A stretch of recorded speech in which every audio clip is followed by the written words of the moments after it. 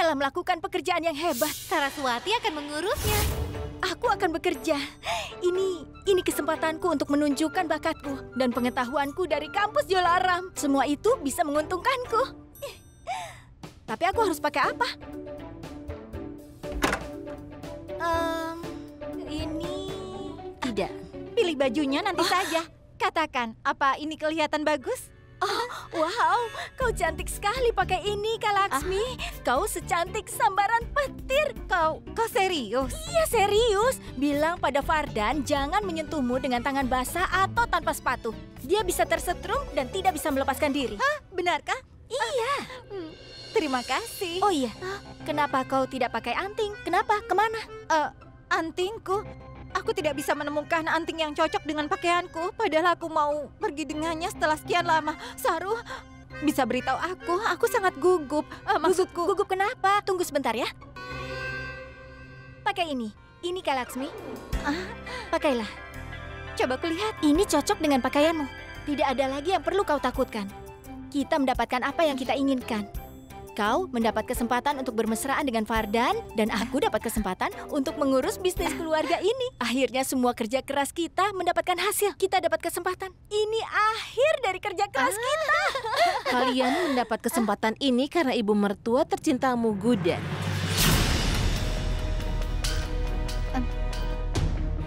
Aku kasihan sekali pada kalian. Gudan memberikan apa yang kalian inginkan hanya untuk membuat kalian mendukungnya di rumah ini. Apa kalian tidak sadar? Kalian ini sangat naif. Menurutku itu tidak apa-apa. Ngomong-ngomong yang dilakukan ibu itu benar. Rupanya kakak tidak punya keinginan apapun ya. Kakak tidak punya tujuan dalam hidup kakak. Benar. Apa yang akan dilakukan orang yang tidak punya tujuan? Akan bertengkar dengan suami? Atau cemburu dengan wanita lain? Saru itu benar sekali. Kak Durga, bukankah kau mengatakan semua ini karena kau mengincar kunci rumah ini? Dan ngomong-ngomong, ibu sudah melakukan apa yang tidak bisa kau lakukan selama ini, Kak Durga. Dan itu sebabnya kau pasti merasa tidak berarti. Jadi kau mengincar posisinya di rumah dan kuncinya. Benarkah? Antingku. Oh ya, satu lagi. Aku pikir kalau kau mau sesuatu, kau harus minta padanya. Dia itu sangat baik, dia akan memberikan apapun. Iya, Kak Durga. Aku tidak akan meminta apapun. Aku akan mengambilnya. Kesombonganmu dan kunci dari tangan Gudan, semua ini terjadi karena kunci itu. Wanita bodoh seperti Gudan mendapatkan kekuasaan yang besar hanya dengan memegang kuncinya. Ini patut untuk dicatat. Bayangkan kekuasaan yang bisa aku dapat kalau aku dapat kuncinya.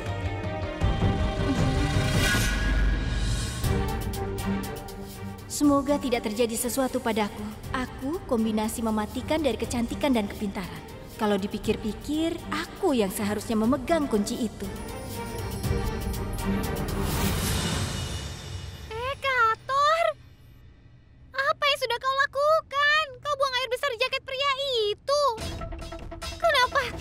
Kenapa kau melakukannya? Kalau pria itu melihat ini, dia akan membunuhmu dan juga membunuhku. Ayolah, kotoranmu telah meninggalkan bekas di jaketnya. Tidak bisakah kau mencari tempat yang lebih baik? Mengapa kau harus mencucinya?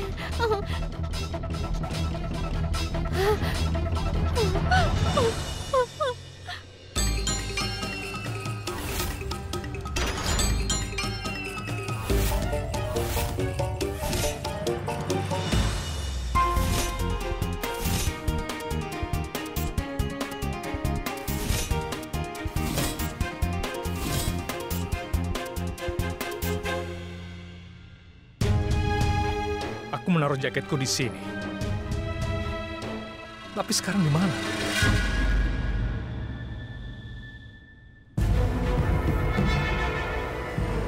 Apa yang kulakukan di kamarku?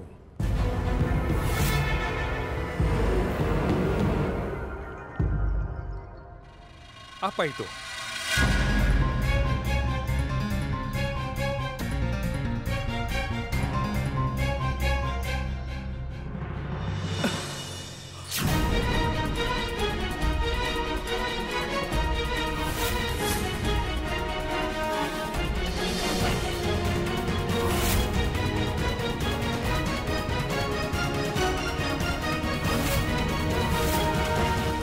Kau mencuci jaketku dengan deterjen.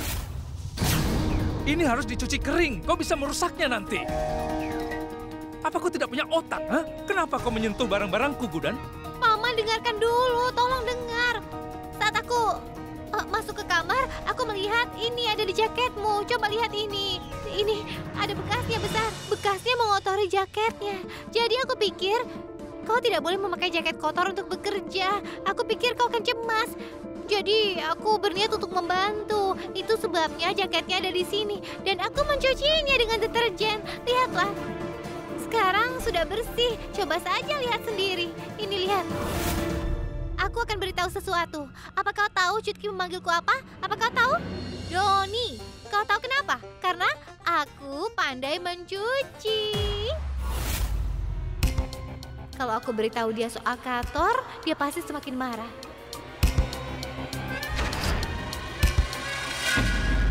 Iya, aku berpikir kau ini naif. Kau tidak bersalah. Katakan yang sebenarnya. Jaketnya kotor karena kau, kan? Aku mencuci. Atau mungkin karena merpatimu itu.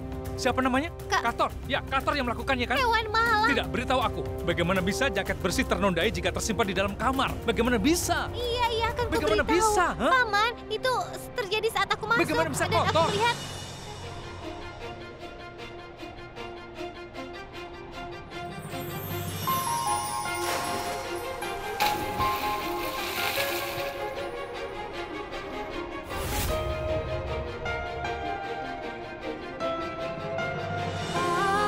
आशिक तुझे से हम मिलते ही नहीं, जब मिल ही गए थे तो बिछड़ते ही नहीं। आशिक तुझे से हम मिलते ही नहीं, जब मिल ही गए थे तो बिछड़ते ही नहीं। जो होना था हुआ है, अब बाकी क्या बचा है। छूटा है हाथ से सब कुछ हासिल न हुआ।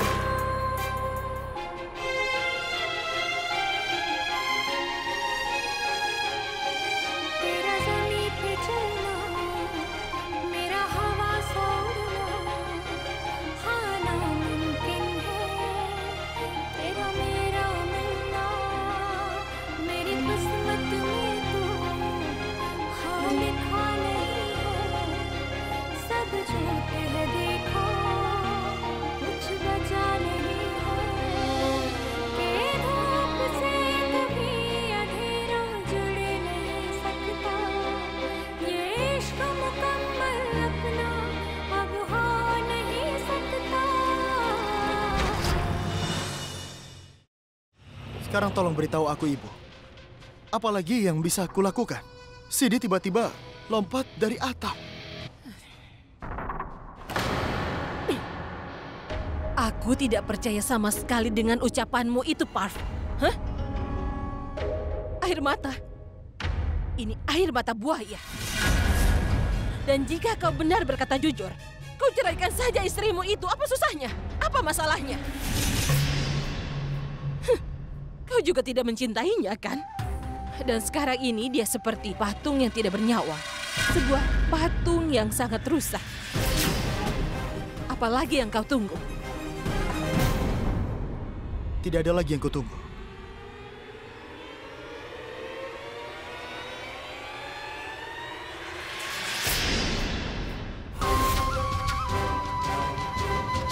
Ini berkas perceraian yang sudah kutandatangani.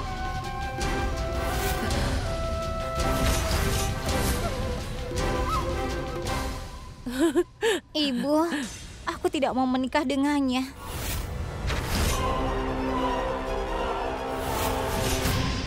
Sidi sedang di rumah sakit dan aku tidak mau. Kau itu jangan bodoh, Cutki. Tidakkah kau lihat? Parv itu sangat mencintaimu, sayang. Bahkan dia sudah menceraikan istrinya untukmu, sayang. Lihatlah. Sayang, kau juga mencintai Parv, kan? Dan soal Sidi, itu adalah keputusannya. Memangnya, apa salah pria malang ini? Sayang, sangat susah mencari cinta sejati dalam hidup kita. Kau tidak boleh melepaskannya, Cutki. Dan Revati, aku sudah menandatangani berkas perceraianku. Tapi kita harus tetap menunggu sampai keadaan Sidi membaik. Aku tahu kalau aku tidak mencintainya, tapi itu manusiawi. Aku tidak bisa melihatnya dalam kondisi seperti ini.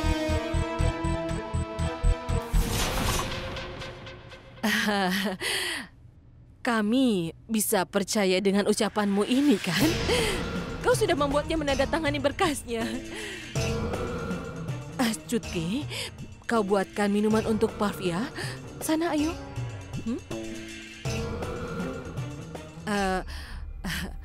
Parv sayang, dan kau boleh datang ke sini kapanpun untuk menemui Cutkiku. Tunggu sebentar ya. Wow.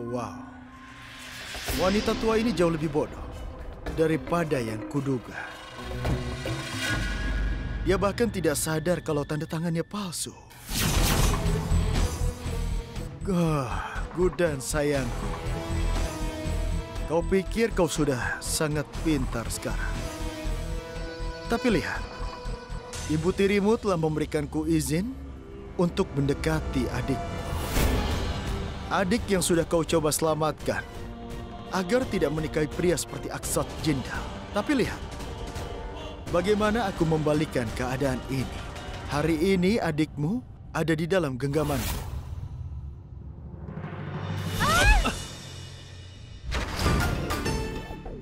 Paman, kenapa kau menaruhku kasar sekali?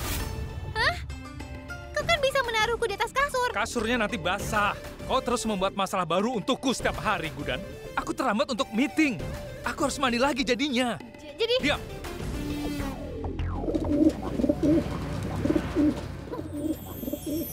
Kenapa kau tertawa? Kau bodoh. Aku dimarahi karena kau. Kau sangat lucu sampai aku tidak bisa marah padamu. Untung saja kau bukan manusia, Kator. Kau tahu kenapa? Karena manusia tidak mengerti bahasa cinta. Katakan padaku. Kau memang mungkin keras kepala, tapi kau melakukan kutargo, dan mengekspresikan perasaanmu dengan baik. Tapi apa kau tahu apa yang terjadi di sini? Kalau kau bersimpati dengan seseorang dan mencoba membantu, kau malah dimarahi. Baik, sekarang katakan padaku, Kator. Kemari. Kalau jaket seseorang kotor, apa kau akan mencucinya? Atau kau akan biarkan itu kotor dan begitu saja? Memang sulit sekali untuk memahami manusia. Sulit kau membantu mereka dan mereka mempermasalahkannya. Kau tidak bantu, mereka lebih mempermasalahkannya. Lalu harus bagaimana?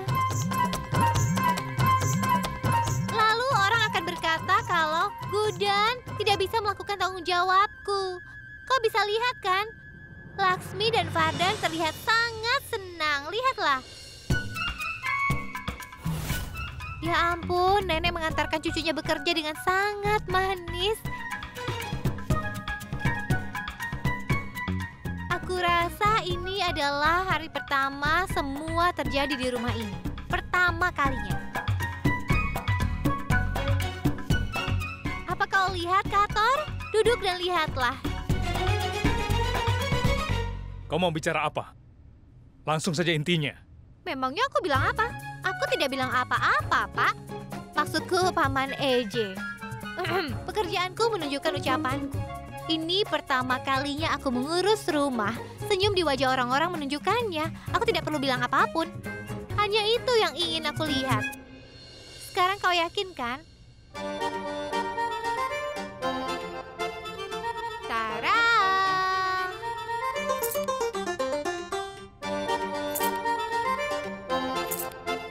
Tidak ada yang tidak bisa kulakukan. Aku bisa mengurus rumahmu lebih baik daripada dirimu. Dan bukan hanya rumah, tapi ini soal kebahagiaan. Kebahagiaan keluarga ini yang tidak pernah terjadi sebelumnya. Hah? Baik. Kau sudah berhasil melakukannya. Aku sudah berhasil. Bagus. Sekarang kau harus lakukan apapun untuk mempertahankan kebahagiaan ini, ya?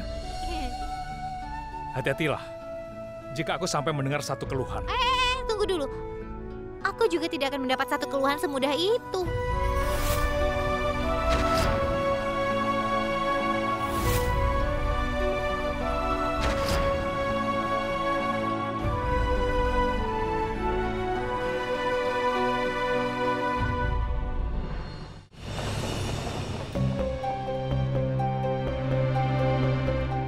Ibu, apa ini semua? Sayang, orang lain menunggu sepanjang hidupnya agar keberuntungan mereka berubah. Tapi kau harus tahu kalau keberuntunganmu akan berubah.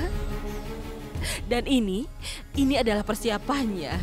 Ibu akhirnya berpikir kalau mimpi ibu akan terwujud. Seperti Gudan, kau pun akan menikah dengan pria kaya. Dan besok ibu akan pergi ke rumah Parv dan meresmikan hubungan kalian berdua. Ibu, aku tidak percaya yang ibu katakan. Sidi sedang kritis dan kalau Gudan tahu apa yang sedang ibu lakukan. Dan ayah, Berhentilah mencemaskan soal Gudan dan ayahmu. Ayahmu itu punya daya ingat yang lemah. Ibu akan bilang padanya kalau dialah yang menginginkan semua ini. Dan soal Gudan, ibu yang akan mengurusnya. Kau lakukan saja apa yang ibu perintahkan. Kau hanya perlu berdandan dan menemani ibu. Dan ibu akan mengurus sisanya.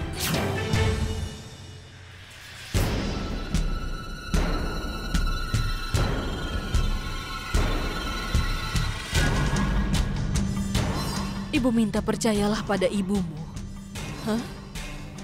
Chutki, kau itu adalah anak ibu. Setelah kau menikah dan masuk keluarga Jindal, ibu akan menjadi besan mereka, Chutki. Dan kau akan menjadi menantu mereka.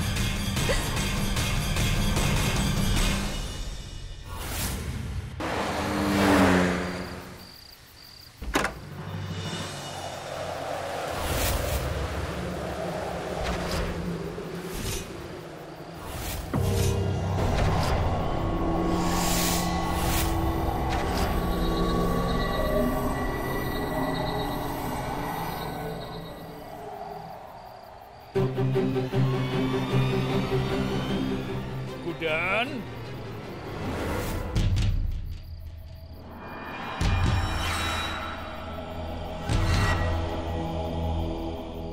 Aku sudah bilang, pekerjaanku menunjukkan ucapanku. Kau harus melihat semua ini agar tahu kalau aku yang telah melakukannya. Bagaimana bisa kau berpikir kalau kau bisa melakukan ini terhadap kamarku? Kau ini sudah gila ya? Apa kau tahu? Kau harus ikut kelas acting. Kau itu selalu membuat reaksi yang salah. Bukannya kau bilang, terima kasih Gudan. Tapi kau malah memarahiku. Hah? Sebenarnya ledakan amarahmu telah membuatmu melupakan emosi-emosimu yang lain. Bisa aku beritahu sesuatu? Kau menjadi membosankan. Lihatlah pakaianmu yang membosankan. Lihat dinding yang membosankan ini. Sebelumnya kamar ini sangat terlihat membosankan. Hanya karena kau dari zaman TV hitam putih bukan berarti kau harus kuno terus. Tapi kau melakukan hal yang benar. Satu hal yang benar. Kau mempercayakanku mengurus rumah ini. Dan lihatlah. Lihat sekarang. Ketika aku membuat keputusan, aku akan mengubah dirimu yang hitam putih menjadi berwarna.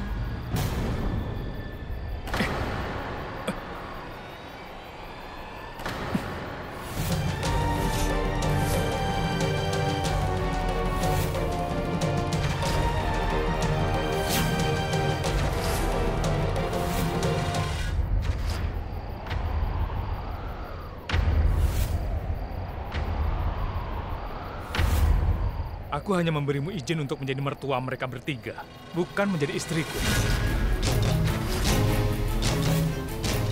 Sebagai ibu mertua, kau bisa memberikan keputusan untuk keluarga ini dan anggota keluarga. Kau tak bisa membuat keputusan untuk hidupku sebagai istriku. Lakukan apa saja yang sudah dipercayakan kepadamu, Gudan.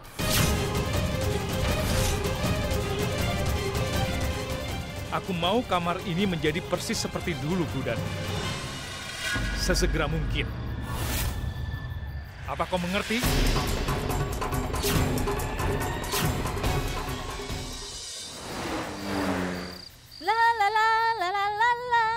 La la la la la la la. Kak Durga, lihat yang kudapatkan. Aku belanja sesuka hatiku. Ya ampun, Kak Laksmi sudah pulang? Saru, Saru, Saru. Aku senang sekali hari ini. Ini menyenangkan. Kak Laksmi, hati-hati. Aku tidak pernah sesenang ini selama 2 tahun pernikahanku. Menonton film hari ini adalah ide yang sangat bagus. Aku sudah lupa kalau ada dunia di luar rumah ini. Itu benar, itu yang selalu kupikirkan, Kak Laksmi. Bertahun-tahun kita tidak pernah keluar dari rumah ini. Sudah banyak yang berubah selama 22 jam, 42 menit, dan 56 detik. Hei, kau sudah pulang. Bagaimana hari kalian? Apa menyenangkan? Sangat menyenangkan. Aku bahkan tidak ingat kapan terakhir kali aku melakukan ini semua. Oh iya Ibu, ini hari terbaik dalam hidupku. Akhirnya aku bisa melakukan apa yang selalu kuinginkan. Walaupun aku melakukan banyak pekerjaan, tapi aku tidak merasa lelah sedikit pun. Oh ya, aku punya kabar yang baik. Apa? Ini kan hari pertamaku dan aku berhasil membuat kesepakatan. Oh, wow. Luar biasa. Iya, dan kita akan mendapatkan keuntungan setidaknya 100.000 rupiah. Aku ikut senang melihat kalian berdua senang. Saru? Iya. Hei, Ibu. Dengarkan aku. tidak bangunlah. Ibu kan sudah menjalankan kewajiban ibu sebagai ibu mertua. Jadi kami pikir kami akan memenuhi kewajiban sebagai menantu. Ini pertama kalinya kami melihat mertua mendukung menantunya. Iya, Ibu. Apa kau pernah lihat ibu mertua yang lain? Mereka tidak membiarkan menantu mereka hidup dengan tenang. Tapi kau berbeda. Apa aku berbeda?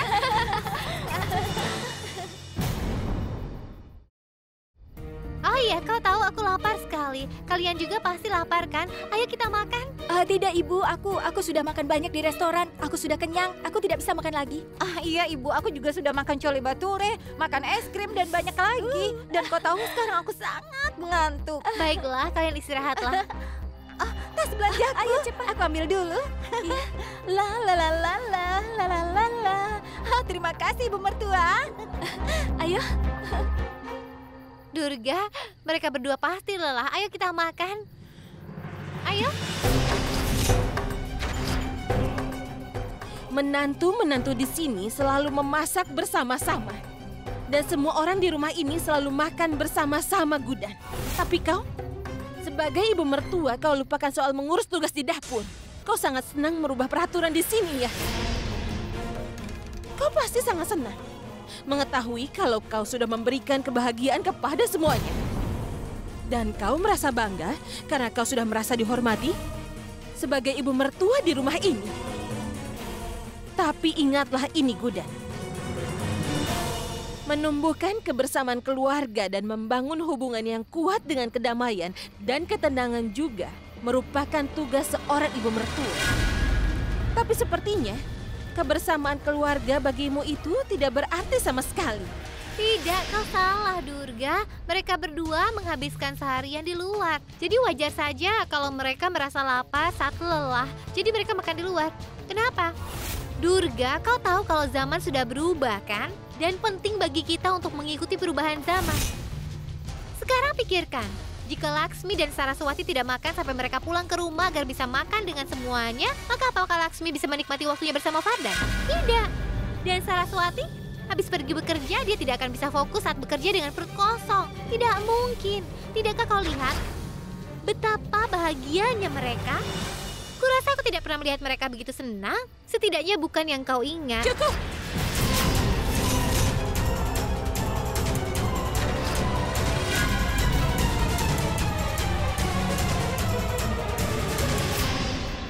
Ya, mungkin kau sudah membujuk dan melakukan hal baru untuk Laksmi dan juga Saraswati. Tapi ingatlah, kau tidak bisa membodohiku sama sekali. Dan jika memang aku harus makan berdua denganmu saja. Dan omong kosongmu itu, Gudan, telah merusak selera makan.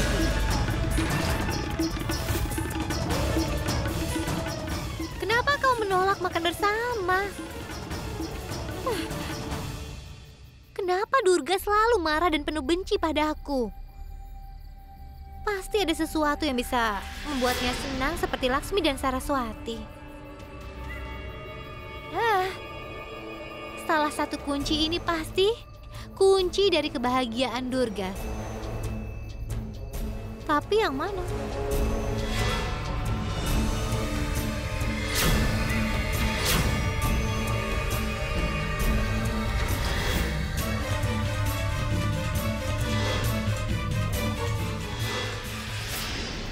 Kator, di mana kau? Aku membawakanmu makanan. Sini, ayo.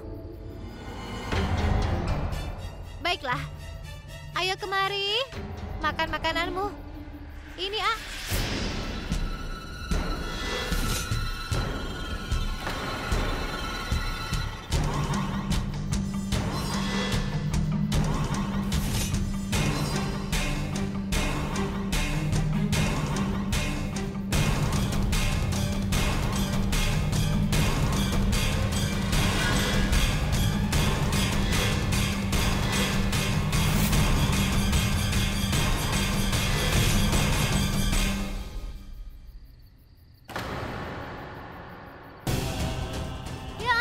Di mana kuncinya?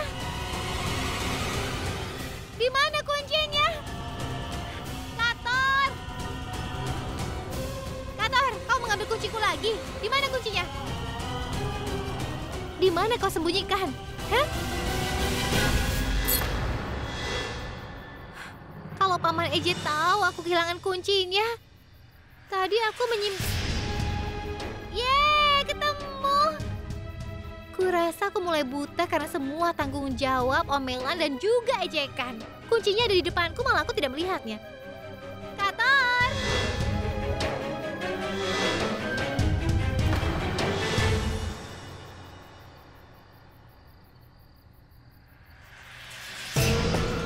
Saat ditakdirkan mendapatkan sesuatu, kau pasti mendapatkannya.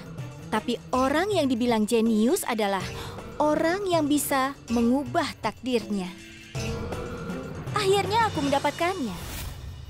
Ini menyenangkan sekali. Permainan baru saja dimulai, Ibu Mertua. Tunggu. Di sisi lain, aku akan terus berpura-pura menjadi menantu yang baik. Dan di sisi lain, aku akan mendapatkan kuncinya satu persatu. Lalu perusahaan akan jadi milikku. Bahkan rumah ini.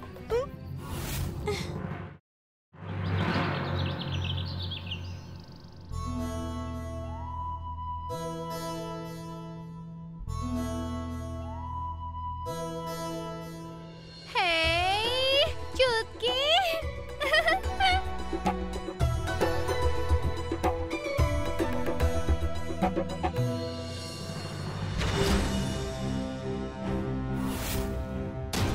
Kunci? Kenapa begitu banyak kunci? Kau bawa Gudan? Aku... Karena sekarang ini, dialah yang berkuasa. Orang yang berkuasa di rumah ini yang berhak memegang kuncinya. Bagaimana bisa dia mengurus rumah ini? Putriku Revati akan menikah dan menguasai rumah ini. Dan itu akan segera terjadi.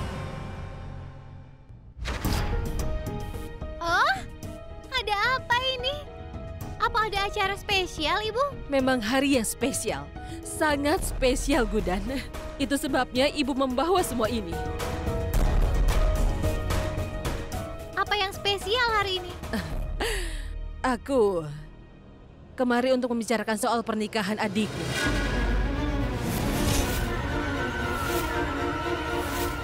Ibu tidak bisa datang tanpa membawa apapun. Jadi Ibu membawa semua ini, sayang. Kau datang ke rumah kami untuk membicarakan soal pernikahan putrimu. Kenapa? Bukankah kau telah menikahkan putrimu pada keluarga ini? Kau membuat dia menjadi ibu mertua kami. Apa kau juga ingin membuat putri keduamu menikah dengan keluarga ini? Benar? Dengan siapa kau akan menikahkan putrimu itu? Dengan Parv. Aku ingin bicara dengan Parv soal pernikahan Revati.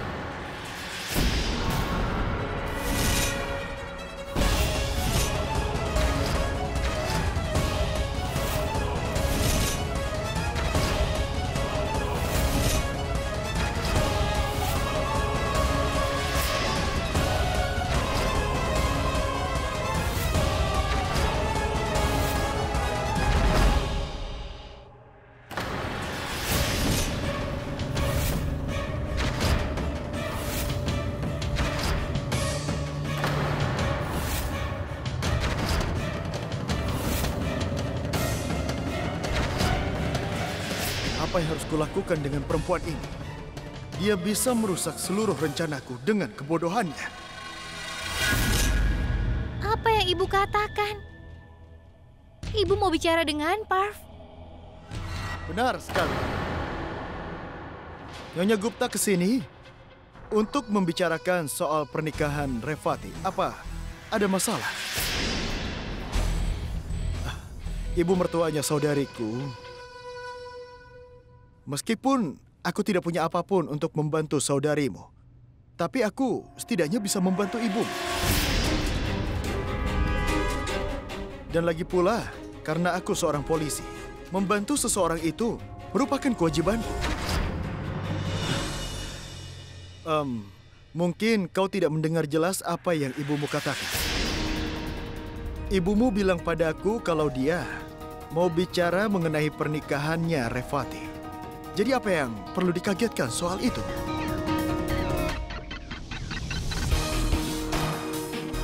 Dan sebenarnya Nyonya Gupta telah memilih beberapa calon pengantin pria untuk Revati. Dan dia mau aku untuk memeriksa mereka semua.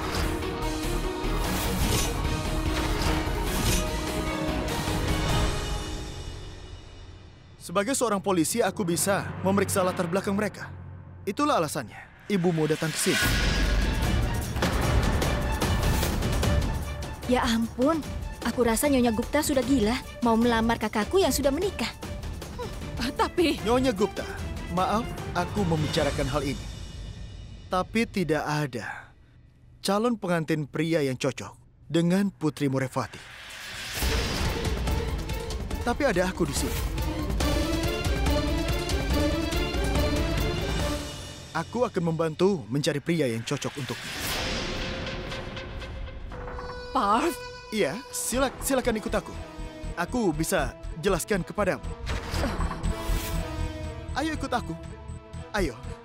Tapi... Aku akan segera kembali. Akan kujelaskan semuanya, Bu. Ayo ikut aku.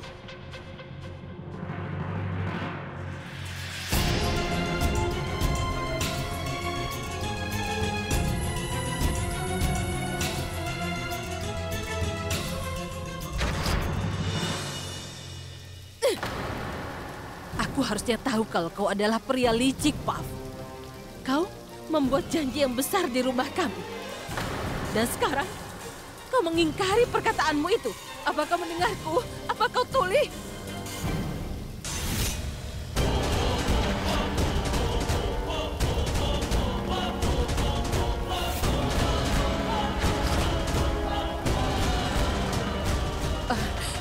Bicaralah, nak. Kenapa kau terburu-buru? Hah? Untuk apa? Aku sudah tanda tangan di berkas perceraiannya. Iya. Lalu kenapa kau datang ke sini tanpa memberitahuku? Jawab aku. Kau harusnya memberitahu aku kalau kau mau datang ke sini. Tapi kenapa ibu mau bicara pada Parv soal pernikahanmu, Chutki? Chutki, kau pasti menyembunyikan sesuatu. Katakan yang sebenarnya. Apa itu? Apa Parv menawarkan membantu ibu atau ibu mau minta bantuan dia, ha? Bukankah aku sudah bilang kalau Parv itu bukan pria baik? Iya kan? Iya Gudan. Kau sudah bilang. Tapi aku bisa apa?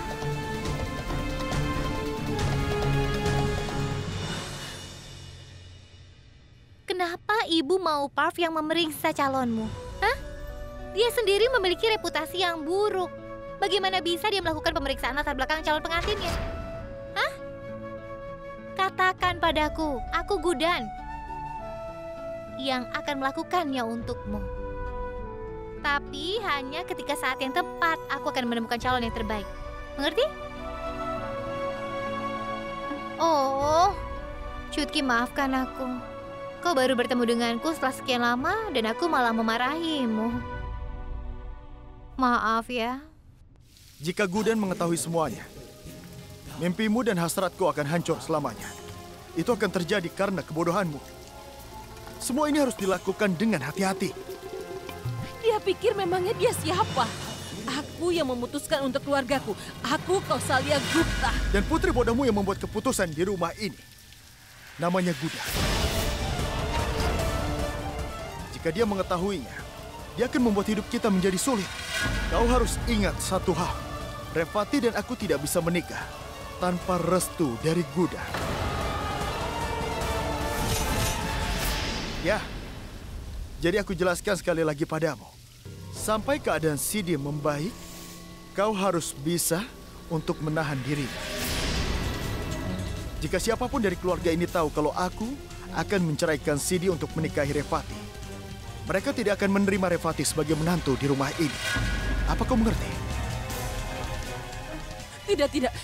Itu tidak akan terjadi. Cutkiku sayang akan menikah dengan keluarga kaya. Ya, dia bisa menjadi bagian keluarga ini jika kau mendengarkan aku.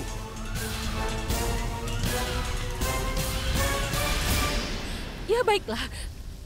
Aku akan ikuti perkataanmu, ya.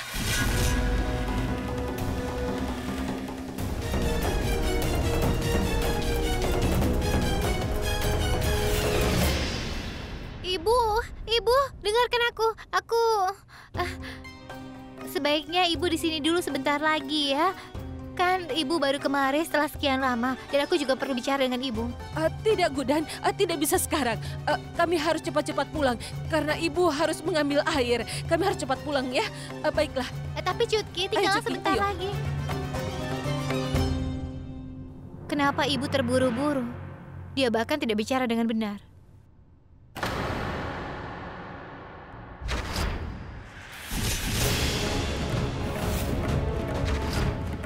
Ada apa? Apa kau masih syok karena namaku dan Revati disebut secara bersamaan? Cukup!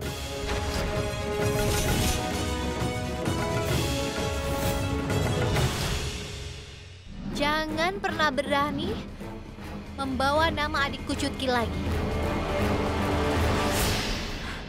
Orang-orang yang memiliki niat baik di Ramayana hidungnya dipotong. Aku akan memotong lidahnya. Ibu mertuanya dari saudariku menceramahiku soal Ramayana. Luar biasa. Omong-omong, biar aku mengingatkan. Menurut Ramayana, Ravana menculik Sita. Dan aku seperti Ravana, lidah ataupun kepalaku tidak akan dipotong. Tetapi ya, aku akan menghabiskan waktu bersama adik tersayang. Kau...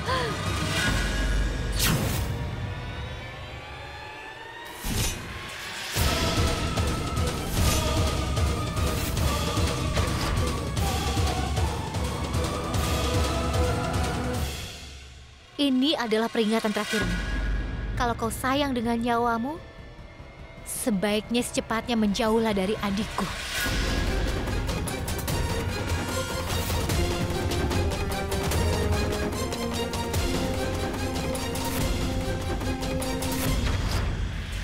Sebenarnya apa yang terjadi antara Gudan dan Puff? Kenapa ibu lama sekali? Apa dia tidak menemukan bajai?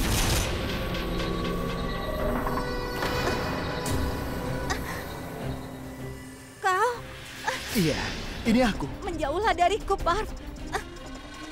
Hei, kenapa harus menjauh? Hah? Parv, tolong mengertilah. Kalau Gudan melihat kita di sini, dia sudah memintaku untuk menjauh darimu. Dan sebaiknya kita tidak usah menikah. Revati, jangan dengarkan kakakmu. Ikuti saja hatimu. Apakah kakakmu pernah memberitahumu kenapa dia mau kau menjauhkan diri dariku? Tidak kan? Aku akan beritahu. Itu karena dia ingin menikah dengan pria Parubaya. Dia tidak mau kau menikah dengan pria muda tampan seperti diriku. Revati, kau tahu kan? Aku sangat mencintaimu. Aku merindukanmu setiap detik di dalam hidupku.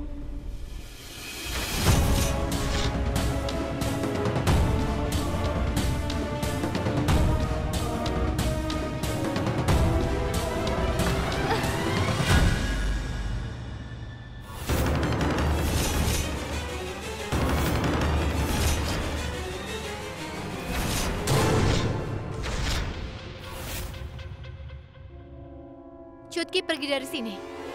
Gudan, Aku bilang ambil ini dan pergi dari sini sekarang juga. Ibu akan segera ke sini.